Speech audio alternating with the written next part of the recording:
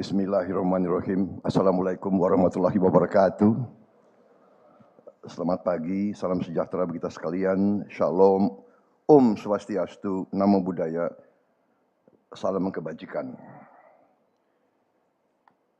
Distinguished guests, of course, I address the host of this event, Mandiri, Bank Mandiri, and attending distinguished leaders from Indonesia, Mr. Erick Thohir, Minister of State-Owned Enterprises, Governor of Central Bank of Indonesia, Bank Indonesia, Mr. Peri Warjio, sudah hadir belum? Oh, ya. Deputy Minister of the State-Owned Enterprise, Mr. Kartika Wirjoatmojo, CEO of Bank Mandiri, Mr. Darmawan Junaidi, and all distinguished leadership of Bank Mandiri, Mr. Muhammad Khatib Basri, President Commissioner of Bank Mandiri, distinguished ambassadors, Ambassador of Turkey, Professor Dr. Talib Küçükcan, distinguished Ambassador of the United Arab Emirates, His Excellency Mr. Abdullah Salem Al-Dairi, distinguished Ambassador of Spain, His Excellency Francisco de Assis Aguilera Aranda, distinguished members of the Indonesian Parliament,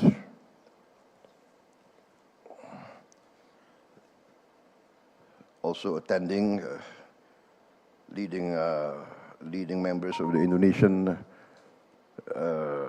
Chamber of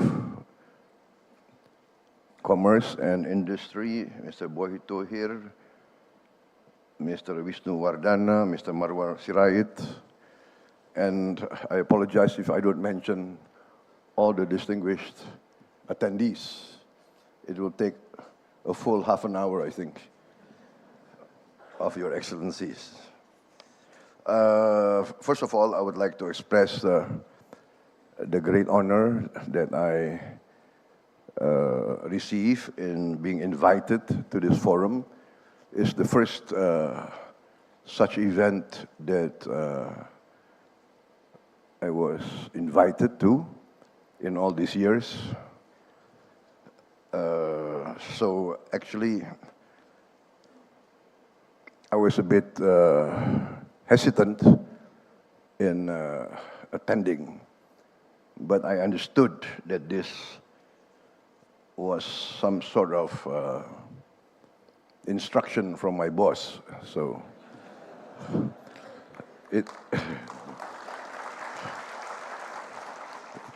one thing I learned in my long career is the golden rule. Golden rule number one, the boss is always right. Golden rule number two, if he's wrong, refer to golden rule number one. And number three,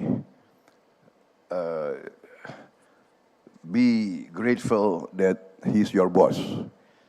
So I attend today, and I would like to make some comments. I would like to, first of all, express my admiration for the performance of Bank Mandiri. Yes, I'm proud of Bank Mandiri as an Indonesian. I understand that Bank Mandiri is, number 300 from the Forbes Global 500, right? So not bad, right? And because I have a personal, emotional tie with Bank Mandiri. I was a client of Bank Mandiri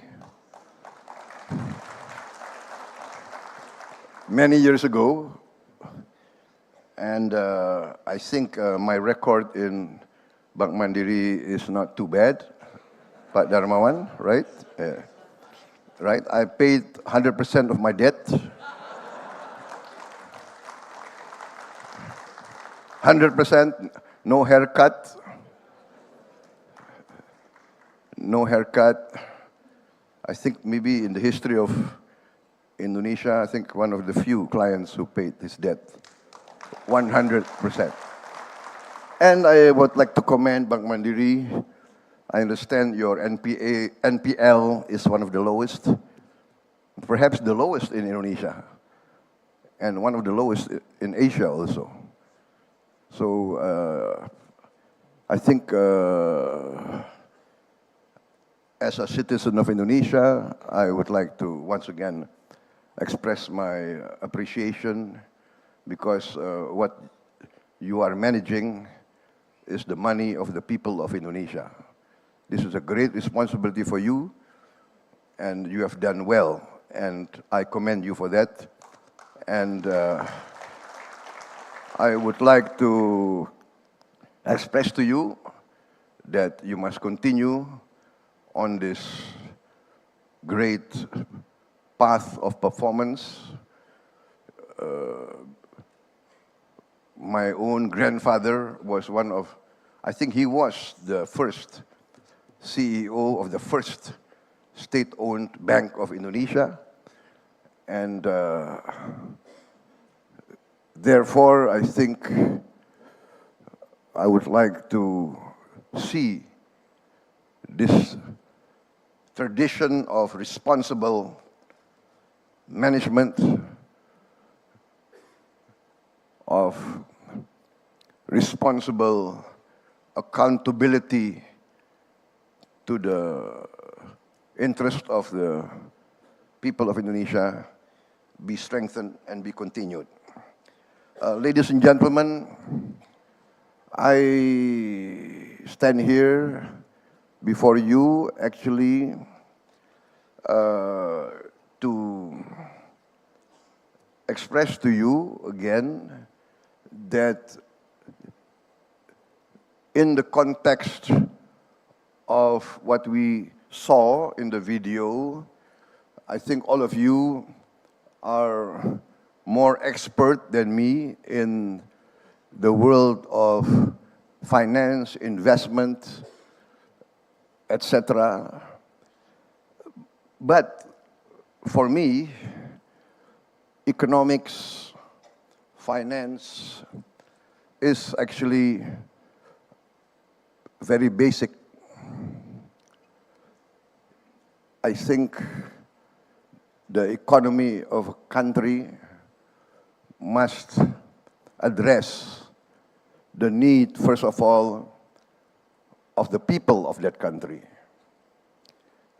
And one thing that I am convinced of in my career is that every people in every part of the world, whatever nation, whatever race, whatever religion, whatever economic and political philosophy, every people in the world desire the same basic things: life, liberty, and the pursuit of happiness. This is a common interest of humanity. And one thing that I am very convinced of, being an amateur historian, being a student of history, being a former soldier, one thing I'm convinced of, the people of all the world, especially, I'm convinced, my people, but I think all your peoples also, desire prosperity. Life, liberty, and the pursuit of happiness means prosperity. Every country, every nation, every people desire this. That means every leader of every country must aspire to bringing prosperity to their people. Whatever political ideology, whatever platform, whatever origin of our aspiration, every leader of every country must aspire to achieve prosperity. And as a student of history, I must say that I am now convinced more than ever in my study of history, in my experience of my own country's history, there can be no prosperity without peace. Therefore, the duty of every government and every leader is to try to achieve peace, to maintain peace in order to bring prosperity. As every simple trader in the most simple market, in the most simple village of Indonesia will testify. If there is tension, if there is turmoil, if there is a deterioration in the peace of the country, the trader cannot carry out his livelihood. If the trader cannot go to the market and sell his goods, who will buy the produce of the farmer? Who will buy and sell the produce of the fisherman? Where can the common people buy their basic needs? So the economy, I think, must, in my opinion, refer to this basic fact. Peace and stability is the key to prosperity. And that is the challenge that every country has to go through. And I think Indonesians must be proud. We have gone through tremendous challenges. Our independence, we got through many, many years of fighting for our independence.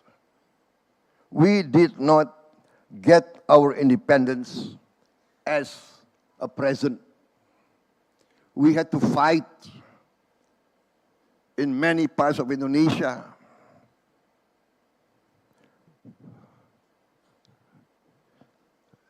When we achieved our independence through a war in which I think nearly all families of Indonesia have experience of losing one of their ancestors or their grandparents or their parents in this struggle for independence. After we achieved sovereignty, we still had to fight rebellions from the ideological spectrum, from the extreme right to the extreme left, foreign incursions, foreign interventions. So, let us now be proud that we have overcome most of these challenges. In the last 25 years, we transitioned from a strong authoritarian regime to a full-fledged democracy. And I think we are now acknowledged as one of the biggest democracies in the world. We have carried out several elections. I would say real elections. I think I have a lot of experience in participating in these elections. I think I participated in 5 general elections.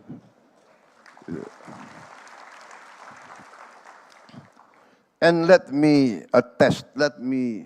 testify that democracy is really very, very tiring. Democracy is very, very messy. Democracy is very, very costly. And we are still not satisfied with our democracy.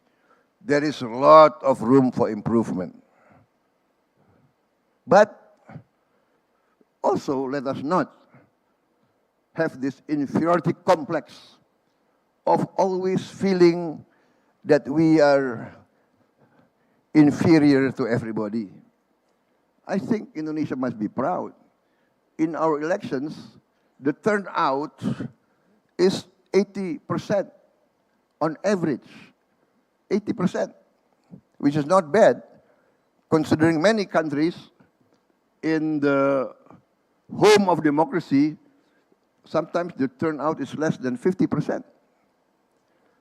And also, the size of our country, the vastness of our country. 17,000 islands, spanning the length of Western Europe. The 4th largest population in the world. For instance, in this last election, I could not visit all the provinces of Indonesia. From the 38 provinces, I only managed to visit, I think the last count was 26. So I still, after this election, I still have to go to the rest of the provinces, because I think it was also a promise that the provinces that I could not attend during the campaign, I will come after the campaign. What I'm saying, my point is that Indonesia is a country with great aspirations. My people, my nation have great aspirations. We have great problems. We have great challenges, but we have great aspirations. And we try to achieve those aspirations. We have 820,000 voting stations. 820,000 voting stations. And we carried out five elections on the same day. Election of the president, election of the national parliament, the provincial parliament, the district parliament, the kabupatens, and the cities, and also our regional chamber, which could be maybe equated with the Senate in many countries. 5 elections in the same day, 820,000 voting stations, and everything without any violence, without any incident. And we are carrying out all the processes. Yeah? There are reports of misdemeanors, etc. Everything will be investigated and will be addressed. in the midst of all this, in the midst of all the challenges, the last being the 98 economic meltdown in Asia, in East Asia. After that, our transition to a full democracy, and after that, we had the 2008 financial crisis, and after that, we had the pandemic, COVID, and we have now the geopolitical uncertainty everywhere, which will provide an impact on the economic situation of many countries. Indonesia still managed to weather all these challenges, and everybody must acknowledge that we have done not too bad. We still maintain growth after a pandemic. One of the most vibrant, I think, growth in the world. We have maintained our inflation, one of the lowest in the world. Not bad for Indonesia. And we have maintained a good, prudent economic and fiscal management. I think Indonesia has a good record. We have never defaulted in our economic history. The debts of former regimes have always been honored and cleared by succeeding regimes. Even though they were perhaps ideologically and diametrically opposed. All the debts of the Sukarno era had been honored by the Suharto regime. All the debts under Suharto regime have been honored by succeeding governments. That is our tradition, because in our culture, it is very bad. In fact, it is a taboo to not honor your debt. Our trade balance has been positive for what? The last 5 years? Tremendous, Pak Perry, terima kasih. And our reserves are very healthy, although it must be better in the coming years, right? We are determined to maintain this trajectory. This proven record of prudent and wise management, I think, is very essential, because we see in many parts of the world, for instance, inflation sometimes very difficult to control. So we are very determined to be vigilant. I think the government of President Jokowi is quite successful and maybe unique in managing inflation creatively, right? By attention to detail, by micromanagement. As you know, I was many years opposing Pak Joko Widodo, many years. And he defeated me twice. You see, Indonesians laugh when somebody feels sad. But I think they laugh because they sympathize with me. But you know one thing, that I learned as a soldier, former soldier, we respect a strong opponent. That is the unique psychology and culture of a real warrior, a real knight. When we are faced with a strong opponent, we respect him, especially after he defeated us. And we try to learn, how was I defeated? And again, the age-old advice of many of our forefathers, if you can't beat him, why don't you join him?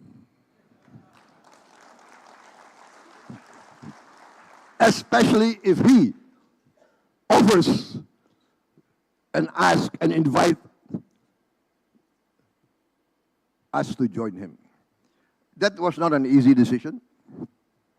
Many of my close supporters became angry at me, as if I sold out.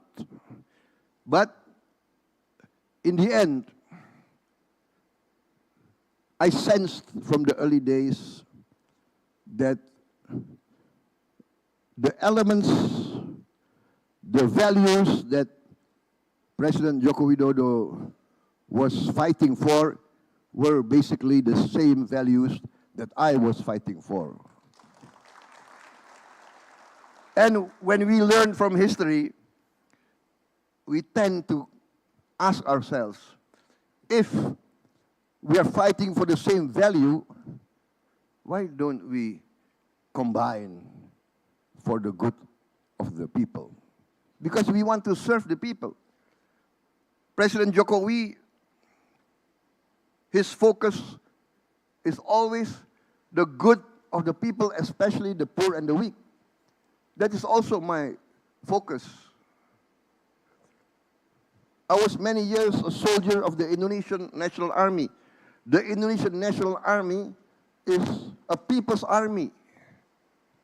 Many people in many societies, especially in the West, do not understand this. Our army is a revolutionary army. The army rose. The army was not commissioned by any king, by any sultan. No. The army rose, village by village, town by town, city by city. The first commanders of the Indonesian army were elected. They elected their own company commanders, their own battalion commanders, their own armed forces commander. That's the history of the Indonesian army. Therefore, any officer of the Indonesian army depend on the people. In the first years of the Indonesian War of Independence, there was no budget, there was no Minister of Defense, there was no Minister of Finance, there was not a parliament. We did not have a currency. How did our soldiers eat? The village people gave food. Even in 1970, as a young cadet, I experienced the poor villages. When we trained in the villages and the mountains, they give us food, they give us water, they give us tea. And they were living in huts. This is the close bond between the Indonesian people and the military and the army. My point is, in the end, every Indonesian leader must consistently and consciously strive to better the livelihood of the people. And that is why I joined forces with Jokowi against advice of many of our supporters. And in the process of me joining him, I learned a lot. I understood the mechanism. I saw his policies. His policies, what we call is keberpihakan, taking sides. In every policy, we have to ask, who do we serve? Who do we take sides with? I am convinced that every responsible leader must defend his people and must defend the weakest elements and the poorest elements of society.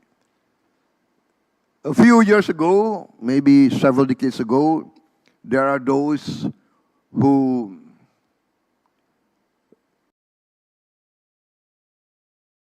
always espouse the greatness of one sort of economic philosophy. There's a certain thinking that the poor are weak, and there's a certain philosophy that champion the thinking of survival of the fittest, some sort of social Darwinism. If you are poor, you are weak. The responsibility of a government actually is only to regulate. The responsibility of a government is basically some sort of referee, some sort of watchdog. But there must be free fight. Another philosophy says that a government, a leader is responsible to defend his people. And that's the Indonesian tradition. We have to take care of our poor, of our weak, and of our hungry. Economic growth, just for economic growth, without addressing poverty and hunger, I do not think is viable. We need growth, we need wealth, we need prosperity, because we have to create jobs. We have to support trade, support commerce, support business. This is the philosophy, the ancient wisdom of our history. The duty of a government is to enhance, promote commerce, promote trade, to create wealth, so that with the wealth we can help those who are left behind. So I think this is the philosophy of Pak Jokowi, which in two terms I think has proven relevant. As I said, all the macro indicators, you know more than me, right? We are vibrant, we are growing, and I am optimistic. By talking not only with economic experts, I talk with the players. I talk with the economic players of all levels, from the top taipans to the middle, to the cooperatives, to the village traders. By the way, I was chairman of the Traditional Traders Association for many, many years. I'm still board of patron of that organization, which represent, I think, something like, 16,000 traditional markets. So I get input from all this, and I come out with a view that I'm very bullish. I am very optimistic. We will continue the policies of Joko Widodo, which has been proven relevant, and we will add on to those policies in the same trajectory. We will improve what needs to be improved. We acknowledge there's still too much wastage, there's still too much inefficiency. We must have better management. We must have more efficient structure. We must have more vigilant overwatch. We must cut down on corruption. But that is the beauty or the optimism that technology has brought us. With digital technology, we will have a stronger oversight. We will have easier check and balance. We can have faster accountability. We will cut a lot of inefficiency and wastage. So, basically, gentlemen, inshallah, I will be inaugurated in October 20th.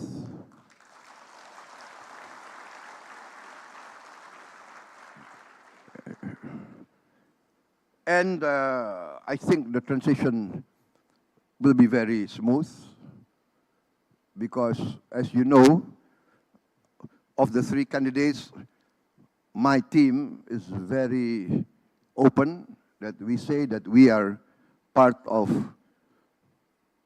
Jokowi's team. We are not shy.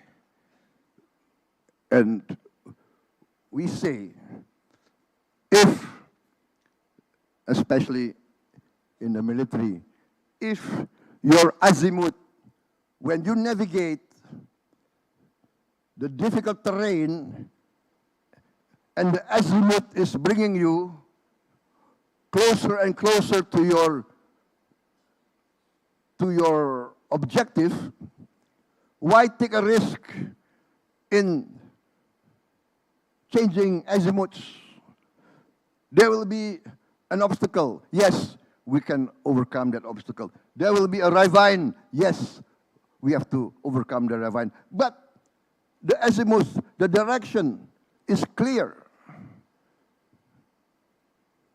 We are blessed with a lot of resources, but we must be capable in managing those resources so that those resources are used wisely and will be used by our future generations.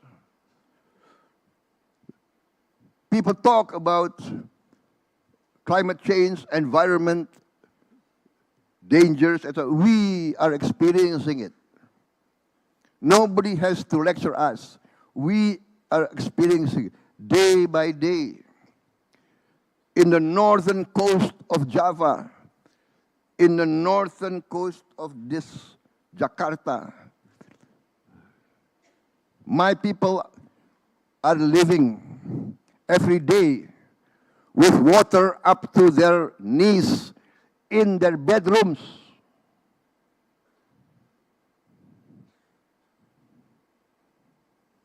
This we must address, and this we will address. I'm determined to address that. We cannot be a member of the G20 and our people are living in such conditions. Therefore, ladies and gentlemen, I am very bullish, my team is very bullish. I speak with all the stakeholders, yes. They are very bullish. We have a lot of programs, and we have a lot of strengths. We have fundamental strengths, which needs only good management with the help of technology. For instance, our tax ratio can be much improved. I think we are now around, is it 10% now? Yes, 10%. And our neighbors are at 16%. Thailand, yeah, Malaysia at 16. Vietnam, Cambodia, they're perhaps around 16, 17, 18. Room for improvement. Pak Eric, yeah, Pak Darmawan, Pak Kartiko, Pak Khatib, please give me a recommendation who will be the Director General of Tax.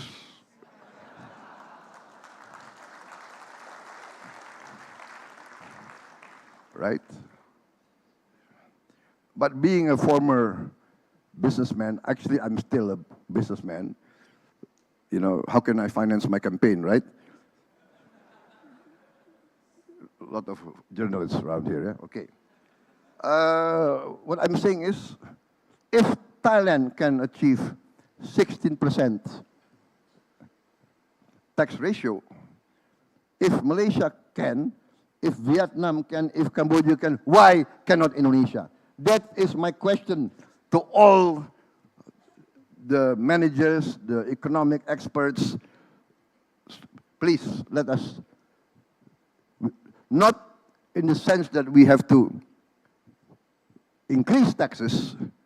No, we have to widen the tax, what do you call it, the tax payers, right? And I think this can be done. If from 10% we can increase to 16% like Thailand, 6% of $1,500 billion GDP. That's significant, right? That is what?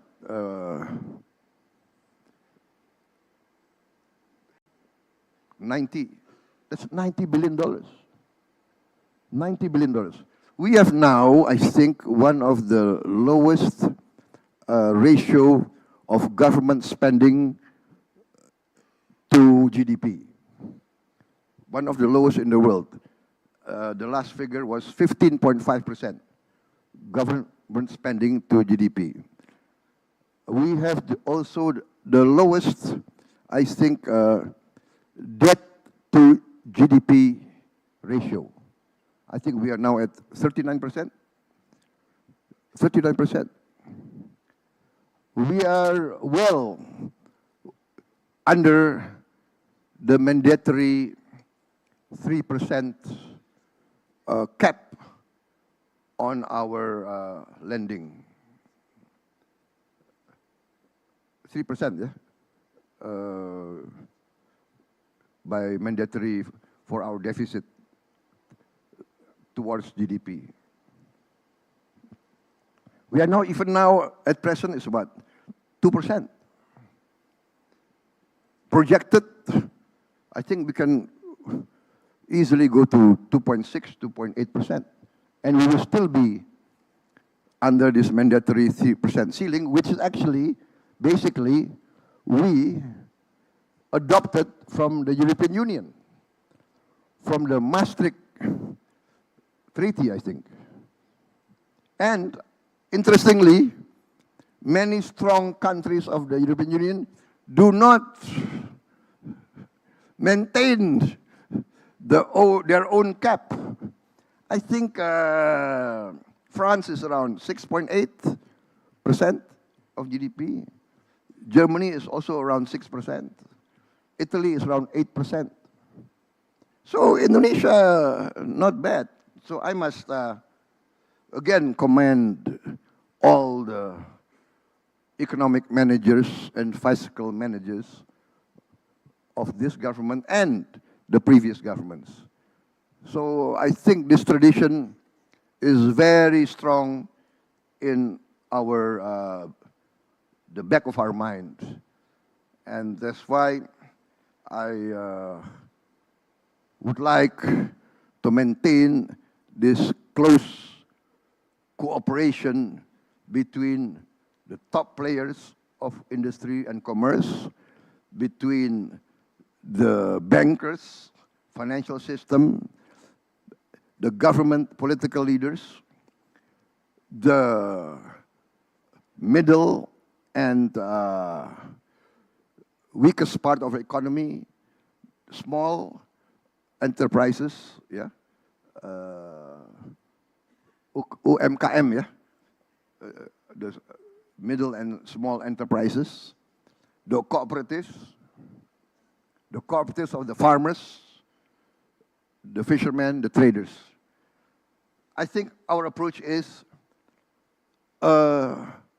collaboration, cooperation between all these economic players. We do not want a zero-sum game. We want a collaborative effort. Our strategy is not a zero-sum game, not winner takes all, but we want win, win, win, win. That is what we want. We are open for investment. We would like to see more investment. And in order to attract investment, as I said, I am of the opinion that we must clean up our act, improve, once again I said, efficiency,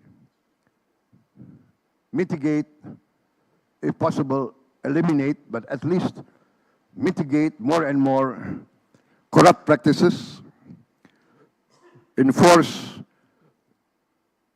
the law, assure all investors, foreign and domestic, they will get the best protection and the best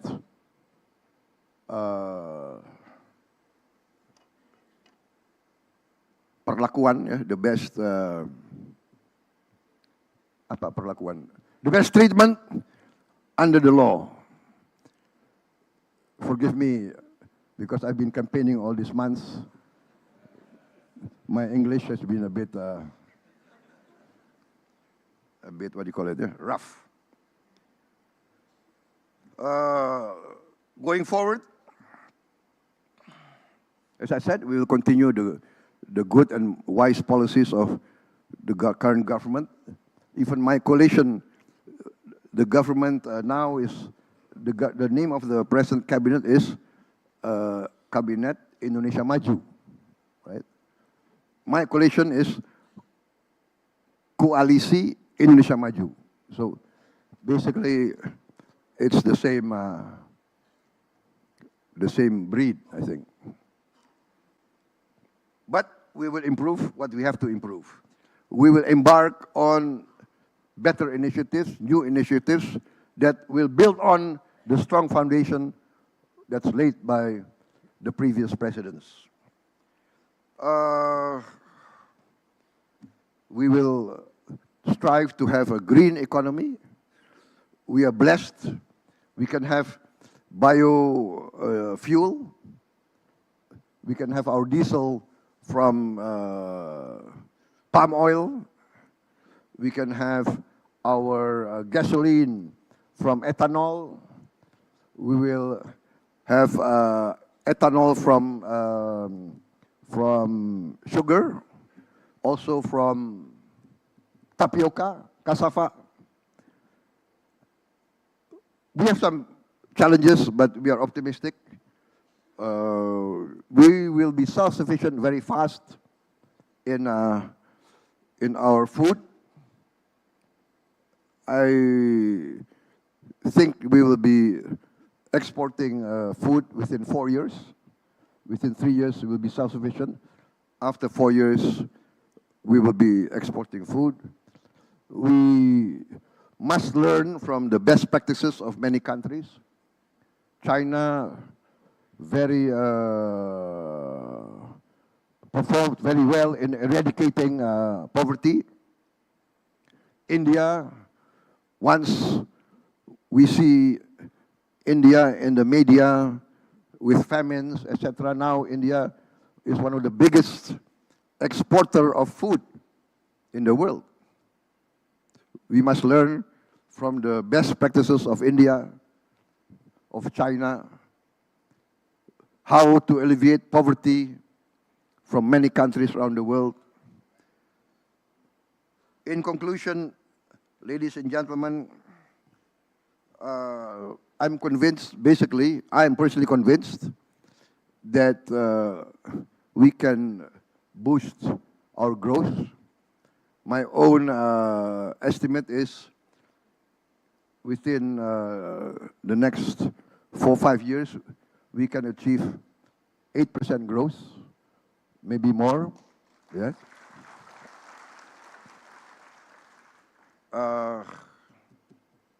I think that basically concludes the remarks that I want to make.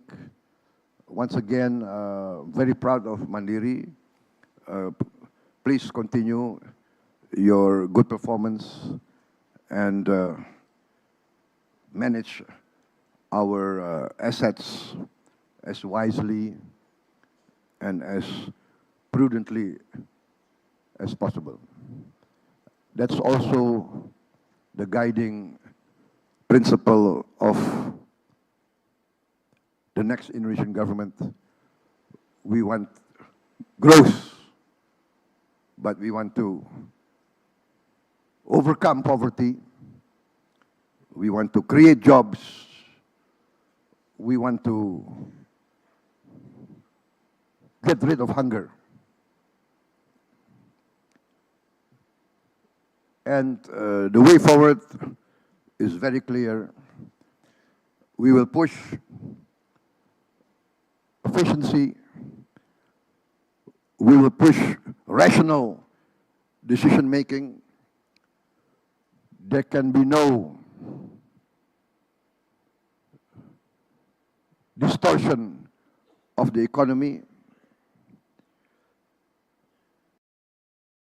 We must carry out best practices,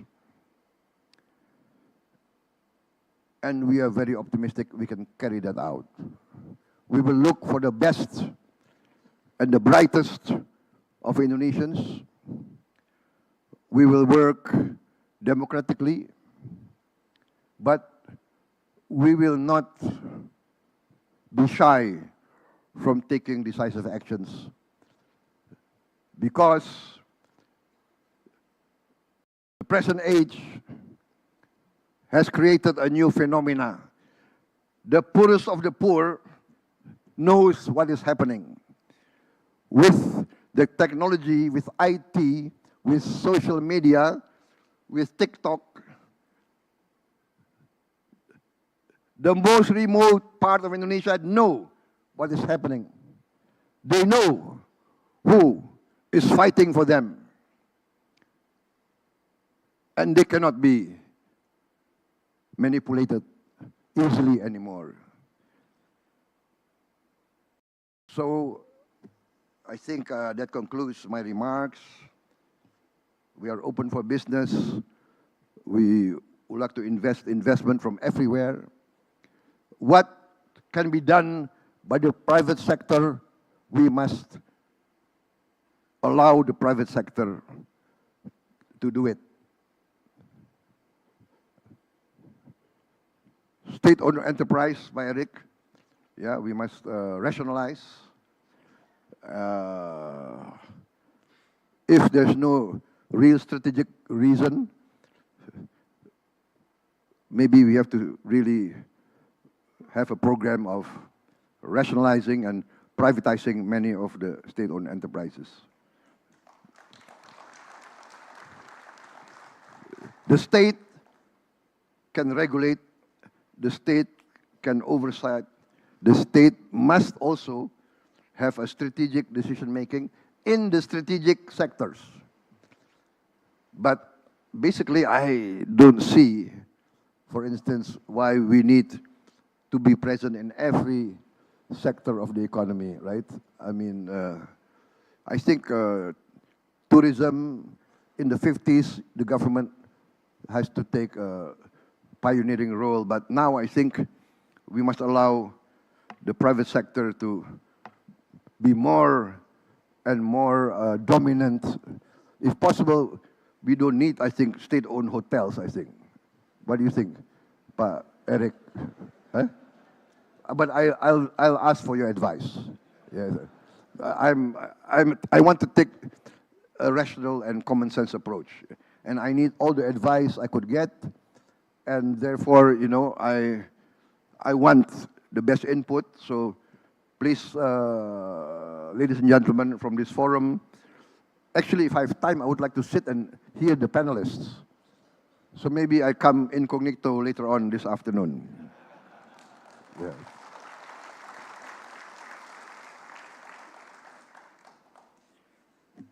I think that's it. So,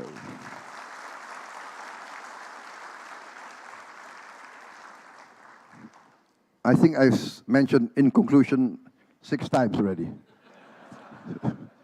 Wassalamualaikum warahmatullahi wabarakatuh. Thank you very much. Thank you, Excellency, for your remarks. Please remain on the stage as we will proceed with a token of appreciation presentation by Bank Mandiri.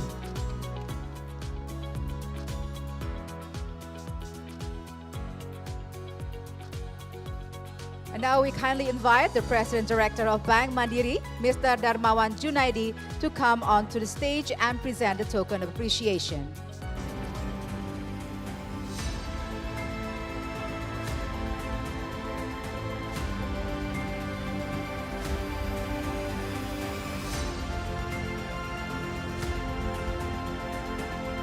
And now we will have